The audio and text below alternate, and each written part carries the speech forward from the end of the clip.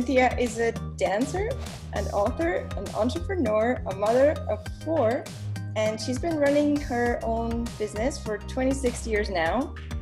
And if you're living in Germany, you might have seen her on TV, or maybe you've watched her TED Talk, which in fact was what hugely inspired me and influenced me because I had the chance to see it live in Berlin. And that was when I invited her to be on our podcast. She's also published 8 books and produces her own kitchenware, and I will now let her inspire you with her endless enthusiasm. Cynthia, over to you. Thank you so much, Dora. So welcome here this evening. I'm sitting in my office here at home. I mean, I feel like everything you said, it makes me sound like a freak. It really is true. I feel like as a woman, when you do a lot, you somehow are just such a minority. And I agree with Dora that we need to change that. And I think my own story, I studied philosophy and theater in New York at Columbia University. I moved to Berlin in the mid-'80s. After my second daughter was born, I decided I wanted to do something else, and I started roasting coffee beans. That was like my deal. And I also felt like I really wanted to have a project that was separate from my family, and it was just kind of separate from everything and everyone, because I didn't want to be reduced to just a wife and a mother. That was my thing. I went to a school anyway that made me believe, or taught me that I could do anything. You know, I just need to I needed to work through it. And, you know, maybe I wasn't the smartest person, maybe I wasn't the best at what I was doing, but I was going to make it happen because I was extremely committed.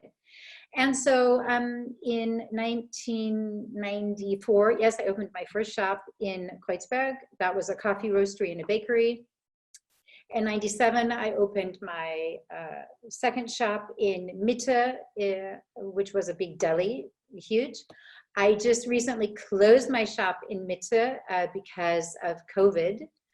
And I think it's really been an adventure. And I think especially for women, you know, whether you are just starting out or whether you've been around for a long time doing what you're doing or setting new goals for yourself, I really feel that one of the most important things is having a clear head. You know, I feel like because women in general, I'm going to make like the sweeping generalizations right now, but in general, women are so good at multitasking, and we always have the periphery. We have this, sometimes I feel like people think I have eyes in the back of my head, which of course I don't, but I also sometimes feel like I have my eyes in the back of my head because I'm so aware of everything that's going around me. And I think what can happen for women or for people who are like that is that there's so much interference, it's really hard to focus on just like one thing or focus on the next thing because you have so many things coming at you in so many ways. And I've noticed that the person who I'm a mentor to, it's interesting because I think one of the things that you definitely do struggle with in the beginning is how do I set priorities? Everything seems like it's important, but ultimately not everything is equally important. And I feel like what can happen is that it's easy to sort of get paralyzed and be like, I don't know what to do next. And I think that oftentimes it doesn't really matter what you do, that it's just a matter of doing whatever something. Because after that step, it will lead you to the next step and the next step and the next step. And I also feel like, especially, you know, I know for me in the beginning, I was roasting coffee beans, which I had actually never done before. And I decided I was going to bake a bit because I thought, well, you know, Europeans always think that Americans have no culture and we have no food culture, and that's just ridiculous. And of course we do, and it's amazing and it's delicious. So I started baking, and you know, I had been working 7 days a week, and I thought this is not going to be sustainable for long. So then I hired people who I was working together with, and I think that I think the bottom line is that if being your own boss or having your own business or starting your own business, it isn't necessarily the right thing for everyone. It just isn't. You know, it's not about having a good idea. Everybody can have a good idea. It's not that hard. But it's really about figuring out what, what is my idea, and how do I make it, how do I transport that, how do I communicate it, and what things are relevant and what things are a great idea but don't really pertain to what I'm doing, to keep it like streamlined, just the straight and narrow, to be really clear. The clearer you are, the clearer you are going to communicate whatever you want to do to whomever, to your audience. And, I'm guessing whether it's in, I don't even know if it's in computer, or if it's in music, or if it's in the arts, or if it's in science, or whatever it is, you have to have an audience. You have to have someone who's somehow interested in what you're doing. And so it's also a process of building that up, but you have to stay strong. And you have to stay strong when sometimes, you don't always feel strong. Honestly, sometimes you really, you have your doubts. Unfortunately, you have your self-doubts. But I think it's important not to give into it. And I know that I've often had the feeling that I have sort of like the devil sitting on one shoulder and a little angel sitting on the other shoulder. And the devil, I have this less now, but I definitely had this in the beginning. The devil was just like, you have no idea what you're doing. And it's only a matter of time until everyone realizes it. And, you can't even open the door and go into your kitchen. And, it's thoughts like these, they can really screw you up. They can really ruin you. It's like I was having this talk today with my daughter, who was like, she just got this new dog, and she was just like, I just keep on telling myself, I just can't do it. I can't do it. I can't do it. And I was like, you need to say to yourself, I can do it. You need to just literally change that mantra in your head.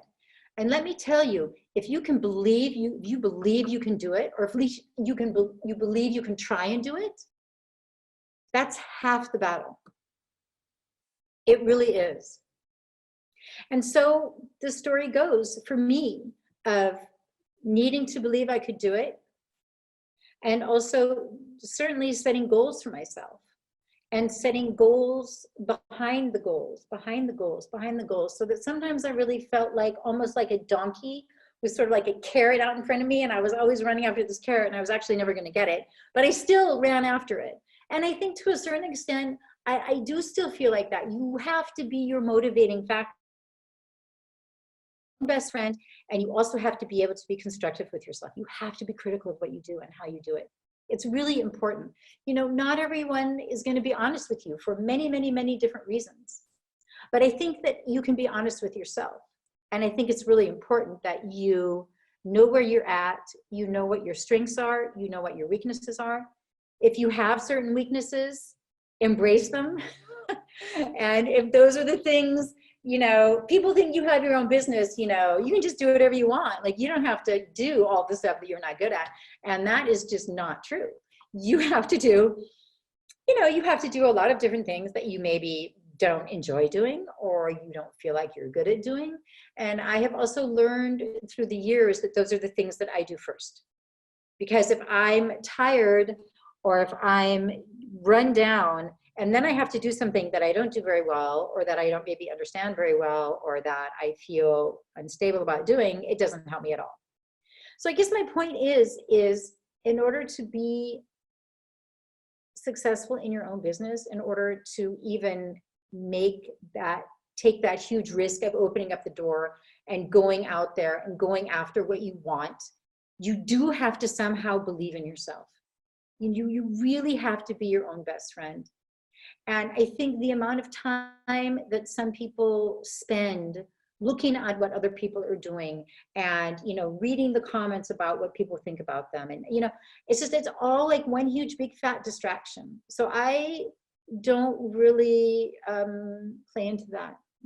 I feel like I know when I'm doing a good job, and if I feel like I haven't done a good job, then I work at it until I have done a good job.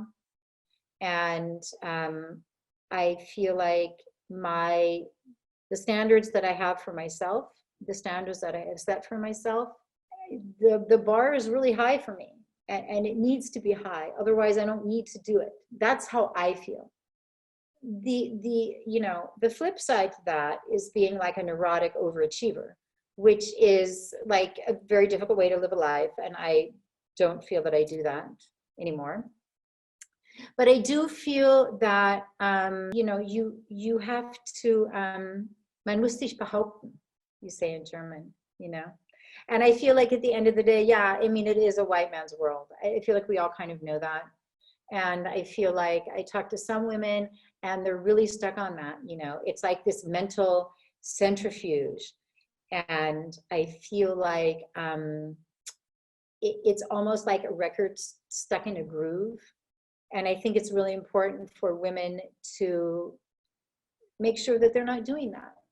And I think if you are doing that, then probably having your own business is going to be a very challenging thing to do. It might not be the best thing to do. It might not be the right thing to do. And I also don't feel like having your own business is, you know, necessarily has to be the right thing for everyone. But I do feel that in trying it, you'll realize pretty quickly if you feel like you're up to the challenges or if you feel like you're not, which is also okay. Does anybody have any questions? Actually, if I may take a few words to say, Cynthia, firstly, I love your cafe. I was so disappointed earlier in the year when I walked past the Mitte one and I saw the poster that you guys are closing. Yeah. Secondly, your New York cheesecake is to die for. So everyone that's on the call, go and freaking try her New York cheesecake because it's badass. Or bake it yourself, right? It's true. No, I have it in one of my books. Yeah. I'm going to stay away from baking because that's not my expertise, but I kind of know where else I can do things. And I think it's very empowering, some of the points that you mentioned. What stuck with me is basically that we have this, we are a victim of the imposter syndrome, right? But here's the thing, it doesn't matter. Whatever is your weakness, you turn it around and make it your competitive edge. And I absolutely love that. And I've been believing that in the last 2 months, there's been so much self-growth in myself there. And secondly, the point about it's a man's world, and you're right. And the way to get into a man's world is to befriend the nice ones that will help you get there. So I don't know, you know, I really feel like, look, I know that there are a lot of women who get like super tough, you know what I mean? They get like super tough and they have like their armor on, they're gonna go out there. And like for me, like, you know, wow, I mean, I like wearing a pink dress, you know what I mean? Like I like wearing dresses. I like being super feminine. And I feel like I really embrace it, you know? I embrace being really feminine. I embrace having my family. I embrace all of it. And I also embrace the fact that I can be a ball breaker. And I think that as a woman, you have to be willing to be an asshole. And that's a big problem. That's something I hear time and again. Women, like even successful women who are working with men and they're beautiful women, you know, who get ever so slightly belittled just because they're beautiful and because, you know, there are men who tend to underestimate beautiful women. It happens. And I feel like it's important that sometimes you have to be an asshole. You only have to do it maybe once, but you know, I just had so many conversations with women where I'm like, it isn't necessarily about people liking you, it's about people respecting you. And respect is just like, it is something that it's a give and take. So it's like any relationship, and really the basis of any relationship is respect, whether it's a working relationship or whether it's a marriage or whether it's, you know, whatever it is, there has to be mutual respect there. And sometimes, you know, people will give it to you because you deserve it. And sometimes you have to absolutely demand it from people. You have to be willing to be an asshole. And then, but most of the time not, because it's not a nice thing to do, but you got to be willing to do it. I mean, there's a saying in the Indian culture, if you can't get the butter out with a straight finger, you got to twist it. Yeah.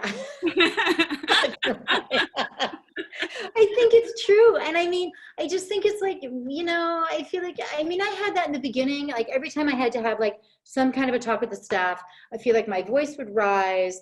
I just felt like I sounded like Minnie Mouse. It was just awful. I just felt like it was just, I was just like, I can't even listen to myself. And then I was just like, all right, you know, I just feel like, I mean, I did not have a mentor. I didn't. And so I felt like I had to sort of, it was really the blind leading the blind. I mean, I was like, I was my own mentor, but I had no experience. So I was like, yeah, okay, well, I guess we're just going to do this somehow, right? And it was, I feel like a lot of it was really painful, you know, like needing to learn or learning what I needed to learn by doing it, you know, was really, I mean, it was tough, you know.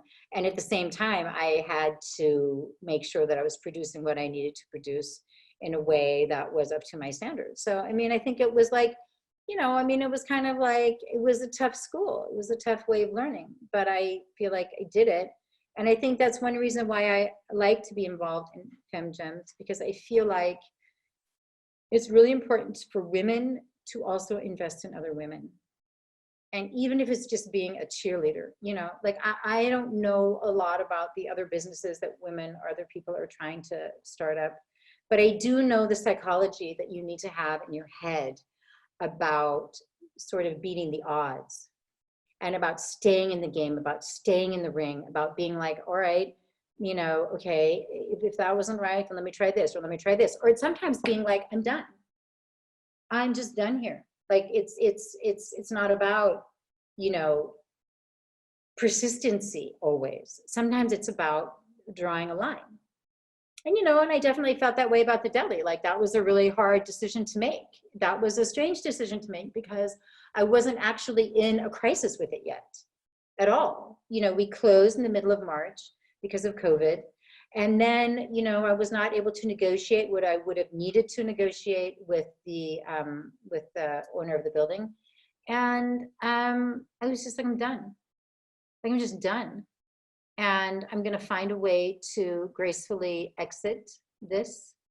And, you know, I mean, I was held to my contract like anyone. It wasn't like, okay, you signed this contract when there was no pandemic, and now that there's a pandemic and you can't actually open. So, I mean, it was really hard, but I was like, hey, you know, I signed a contract. I'm going to keep my contract. I'm going to honor my contract, and I'm done. It was hard, but I have to say, I thank God every day that I was able to make that decision. That, you know, sometimes you have to make decisions, although you aren't in the situation yet. Like you don't, sometimes you have to, you're forced to make a decision because you're in a crisis. You're in crisis mode and like, you have to make a decision. And I was just like, wow, I do not need the crisis. I don't need to go there. I can see it coming. I see it on the horizon. I'm going to make a decision and I'm going to plan everything. Because the problem is that, especially in the food business, you know, I mean, if I had opened up again and it didn't go well, no one's going to save me. Like we didn't qualify for any assistance from the government or anything because I have too many employees. So it was one of those things where I was like, gee, wow, I think I better not do this. I think I'm done. And it's so strange because the last thing of the TED Talk, as Dora knows, because she listened to the TED Talk, was, you know, and the deli's been there for 23 years. And I often think it would be an interesting prologue to it, but it's not there anymore. It's like, but that's what happens, you know, it's like you can plan a lot of things and a lot of things you can influence and you can really shape and get exactly the way you want. But lots of times it's about acting and reacting. It's about reacting to different things. And you have to be able to kind of improvise sometimes.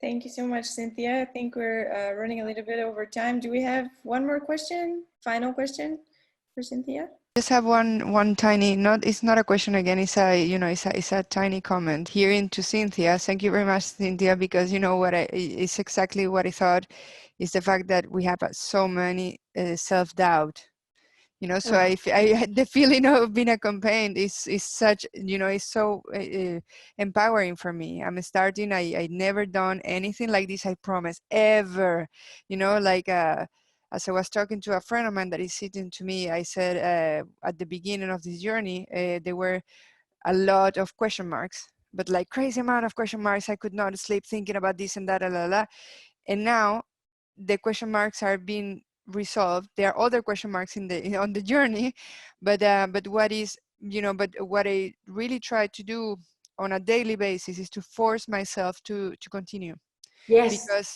Because I am, I am my worst enemy, let's say. And Yes. I you know what, in my brand, if there is any opportunity one day I will talk about my brand, but my brand is for women, and it's because I don't know any woman that is not hard on herself, not even one. Totally. And now, yeah, that is a that is a science, I don't know, but it's but the self-doubt that you have on a daily basis is incredible. So this is really good for me to feel accompanied on the journey. Yeah, I mean, I think you have to acknowledge self-doubt, and then you have to move beyond it. You have to move beyond it on a daily basis, sometimes on an hourly basis. Oh yeah. No one else is going to help you. Like, You no know what, one, guys and guys don't do that. I don't know No. why, I don't know how, but they don't. They just don't. They don't doubt on themselves. Well, I think lots of times because they're so insecure that they overcompensate by being like, arrogant and being like, I can do this, I can do anything. Maybe. On the inside, they're kind of like, oh my God, what am I doing? And I think for women, they just cave into that. And I really feel like it's important to acknowledge that it's there. It's important to acknowledge that we have self-doubt, that we can also prove to ourselves this self-doubt is self-created. It's not founded on anything. And we need to let it go. I've done a lot of just crazy, like, live TV. And, it's just, you have to be where you are. You really have to be where you are in so many different ways. I mean, I also feel like when you're starting out your business, it's important to have goals. It's important to have dreams. It's important to have all of that. It's also really important to just be right where you are. And if you're at the beginning, then by God, you're at the beginning. The beginning is the beginning. That's the way it is. The beginning is difficult. It sucks sometimes. It's super exciting. It's really tiring. It's all these different things and more. But that's where you're at. And if you're living in the past or you're living in the future, if you're not exactly where you are, it's really hard to react because you're not really there. And I do believe that if you are where you are where you're at, you will notice quicker and faster when things don't feel right. Because when things don't feel right, probably they're not right. And that means you need to address that. It's just the way it is. Like, things are not going to change unless you change them. Things aren't going to get better unless you work on it. And, I enjoy working hard. I do. But I also know that I need to balance that out. Because anybody who works too much or who plays too much or does anything too much, you just need to balance it out. And that happens, more or less on a daily basis. Sometimes you just have to give more. That's the way it is. Thank you so much, Cynthia. Listen, you're amazing. I commend you for starting FemGems. I think it's a wonderful thing, and I am extremely happy to be involved in it. Really, you're doing a great job. It's an honor. Thank you so much for being here. Thank you.